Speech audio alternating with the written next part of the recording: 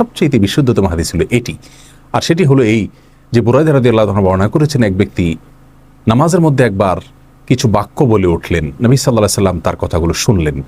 তিনি বলে উঠলেন, আল্লাহুম্মা ইন্নী আসআলুকা বিআন্নী আশহাদু আন্নাকা আনতাল্লাহ লা ইলাহা ইল্লা আনত আল আহাদুস সামাদ আল্লাযী লাম ইয়ালিদ ওয়া লাম ইউলাদ ওয়া লাম ইয়াকুল লাহু কুফুয়ান আহাদ। তার মুখে এই বাক্যগুলো শুনে নবী আলাইহিস সালাম বলেছেন, নিশ্চয়ই এই লোকটি ইসমে আজম পাঠ করেছে। ইসমে আজমের মাধ্যমে আল্লাহ রাব্বুল আলামিনের কাছে কোনো কিছু চাওয়া হলে তিনি সেটা ফিরিয়ে দেন না। এর মাধ্যমে আল্লাহকে ডাকলে তিনি অবশ্যই তাতে সাড়া দেন।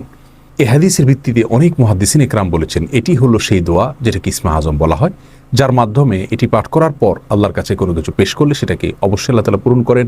মনের যে কোনো ভালো আশা আল্লাহ তাআলা পূরণ করে থাকেন।